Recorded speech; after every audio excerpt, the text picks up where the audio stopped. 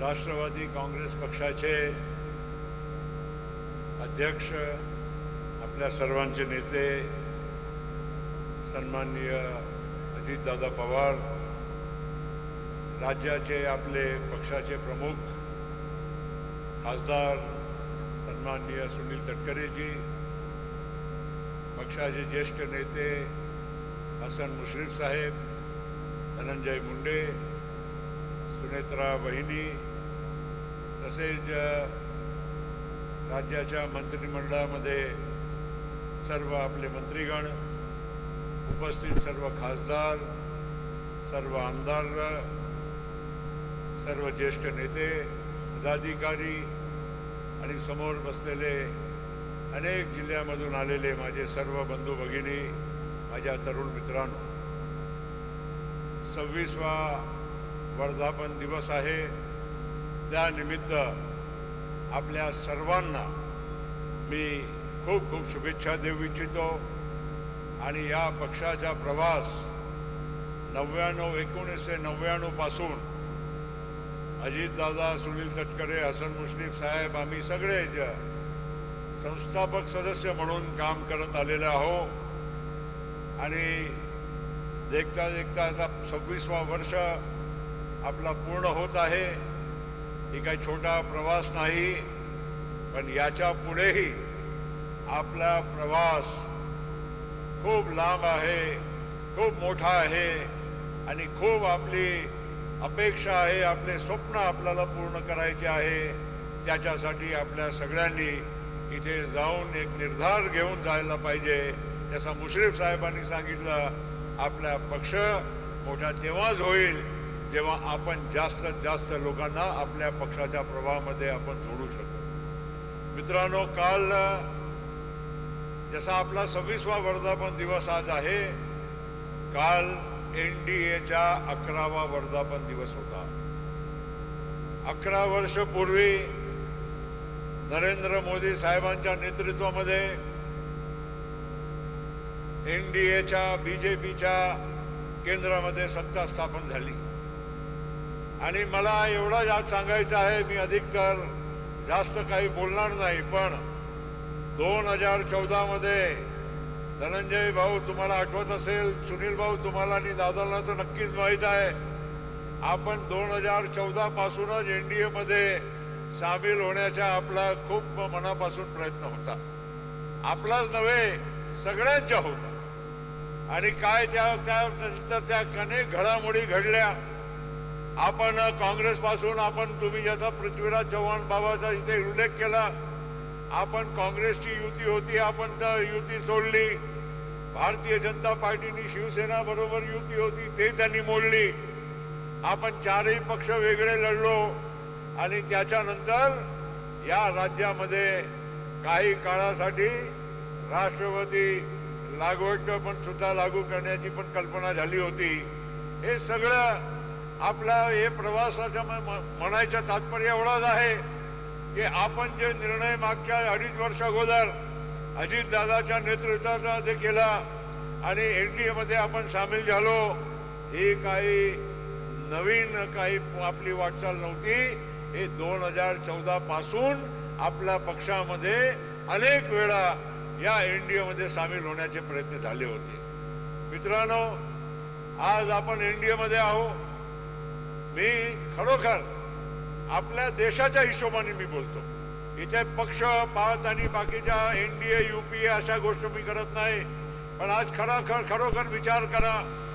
आता काही दिवसापूर्वी पहलगाम मध्ये ज्या प्रकारे पाकिस्तानमधून आलेले आतंकवादी लोकांनी हल्ला केला आणि 26 आपले नागरिकांना धर्माच्या आधारावर, त्यांच्या बायका, त्यांच्या मुलाबाळांच्या समोर त्यांची निर्घृण हत्या करण्यात आली. त्याच्यानंतर आपल्या देशाचा काय म्हणजे रिस्पॉन्स असला पाहिजे, ते फक्त आणि फक्त नरेंद्र मोदी साहेबांनी आपल्याला करून दाखवला, या देशाला करून दाखवला, जगाला करून दाखवला. मित्रांनो, 26/11 झाला होता मुंबईमध्ये. आम्ही UPAच्या सरकारमध्ये आम्ही मंत्री होतो, पवार साहेब मंत्री होते, मनमोहन सिंग साहेब आपल्या देशाचे पंतप्रधान होते. एवढा मोठा हल्ला झाला, पण आपण काही उत्तर आपण कुठे दिलं नाही. पण यावेळीस एक तर नक्की झालं की आपल्या देशाच्या दुश्मनाला त्यांना त्यांची जागा दाखवण्यासाठी एक अशी शक्तिशाली इच्छाशक्तीवाली सरकारची गरज होती. ते मोदी साहेबांच्या माध्यमातून आपल्या एनडीएच्या सरकारने हे करून दाखवला. ही आपल्यासाठी भारतीय म्हणून एक अभिमानाची गोष्ट आहे. आणि मला याचा अभिमान आहे की आज आपण सगळ्या लोकांनी आपले विचार कायम ठेवून, जसं मुश्रीफ साहेबांनी सांगितलं, शिवशाहू फुले आंबेडकर यांचा विचार आपण डोळ्यासमोर ठेवून आज एनडीएचे घटक बनलेलो आहोत. पहिल्या दिवसापासून आमच्या अजितदादांनी, तटकरे साहेबांनी जेव्हा आम्ही आमच्या दिल्लीच्या नेतृत्वात मोदी साहेबांना, अमित शाह साहेबांना भेटलो होतो, पहिल्यांदा स्पष्ट करून दिलं होतं की आम्ही तुमच्या बरोबर येत आहोत, पण आमचे विचारधारा, आमची विचारश्रेणी आम्ही कुठेही बदलणार नाही, आम्ही त्याग करणार नाही. आणि त्यामुळे आज तुम्ही पहा, आता संजय बनसोडे यांनी सांगितलं, आज 6 आपले आमदार आपले एसटी वर्गामधून निवडून येतात. आपण 10% म्हणजे 6 जागा आपण लढवलेली, 6 जागा आपण अल्पसंख्याक आपल्या बंधू भगिनीला आपण लढायला संधी दिली. आणि त्याचबरोबर आज आदिवासी समाजामधूनही गिरवड साहेब असो, खोसकर साहेब असो, अनेक आपले लोक आमचे सहकारी निवडून आलेले आहे.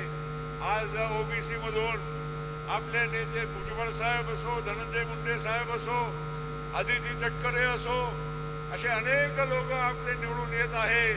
याचा अर्थ एवढाच आहे की आपण सर्वांना समावेशक आपली या पक्षाची धोरण आणि भूमिका आहे. अजितदादाची, आमच्या सगळ्यांची ही भूमिका आहे. आणि त्यामुळे कुठेही काय कोणाच्या मनामध्ये शंका ठेवायचं कारण नाही.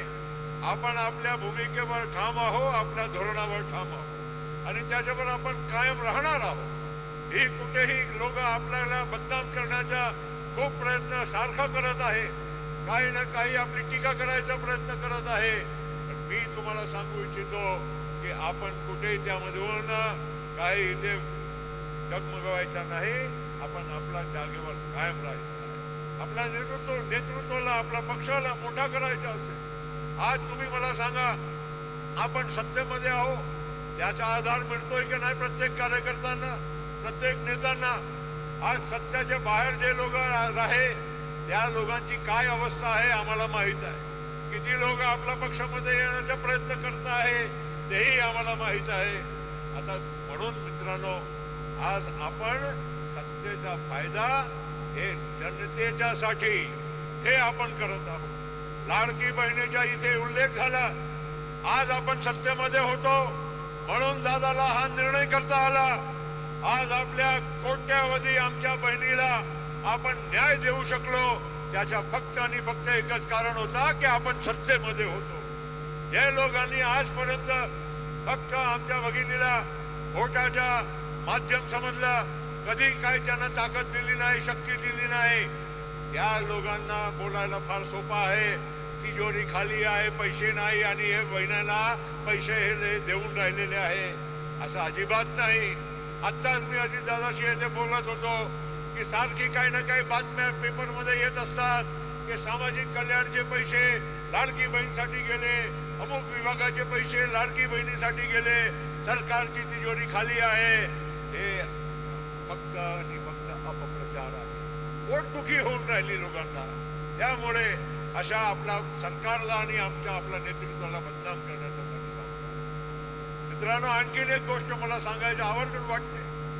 जे लोक कास्ट सेन्ससची आणि जनजातीच्या गणनेची जे गोष्ट करत आहे, काँग्रेसवाले, राहुल गांधी, अरे आम्हीच करत आहोत, आम्हीच मागणी करत आहोत. अरे आम्ही काँग्रेसच्या सरकारमध्ये, आम्ही पण केंद्रामध्ये मंत्री होतो.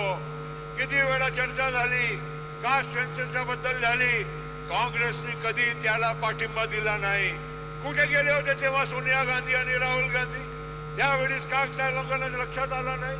2011च्या कास्ट सेन्सस जेव्हा झाला होता तेव्हा यूपीएची काँग्रेसची सरकार केंद्रामध्ये होती, तेव्हा का तुम्ही जनगणनाच्या वेळी कास्ट सेन्सस करून घेतला नाही? आणि त्यावेळीच काही मात्रामध्ये करण्यात आला होता, पण सांगितलं गेलं की हे सायंटिफिक डेटा नाही आहे म्हणून आम्हाला ते जाहीर करता येत नाही.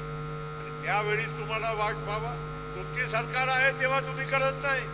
आज नरेंद्र मोदी यांनी, आज अजून लोकसभेच्या निवडणुकीला अजून पुढचे 4 वर्ष बाकी आहे, पण जनगणना 2011 नंतर पहिल्यांदा 2026 मध्ये सुरू होणार आहे, 27 मध्ये सुरू होणार आहे. आणि म्हणून त्यांनी पहिली जनगणना त्यानंतरची होत आहे, त्यामध्ये कास्ट सेन्ससला पण मंजुरी दिली आहे. ही महत्वाची गोष्ट आहे, कारण अपप्रचार खूप होत आहे. आज हे सगळं आज आपल्या सगळ्यांना लोकांपर्यंत पोहोचवण्याची गरज आहे, कारण बदनाम करायला फार सोपं आहे. हे अमुक याच्या विरोधी आहे, तमुकांच्या विरोधी आहे, हे सरकार पैसे आपले म्हणजे लुटून राहिलेली आहे, अशा म्हणजे अपप्रचार आपला विरोधकांच्याकडून खूप होऊन राहिलेला आहे. त्यामुळे आज राष्ट्रवादी काँग्रेस पार्टीची अतिशय एक महत्वाची भूमिका आहे. ही महत्वाची भूमिका आपण सगळ्या लोकांनी योग्य रीतीने पार पाडण्याची गरज आहे. एवढंच मी आजच्या दिवशी आपल्या सगळ्यांना मी सांगू इच्छितो. शेवटी जाताना एवढंच सांगेल की पक्ष मोठा असेल तर आपण सगळे मोठे होणार आहोत. पक्ष लहान झाला तर त्याचा फायदा आपला कोणालाही होणार नाही. येणाऱ्या या जिल्हा परिषद, विधान परिषद, आपला पंचायत समिती आणि स्थानिक स्वराज्य संस्थांच्या ज्या निवडणुका आहे, त्यामध्ये जसं मुश्रीफ साहेबांनी सांगितलं, शक्य असेल तिथे आपण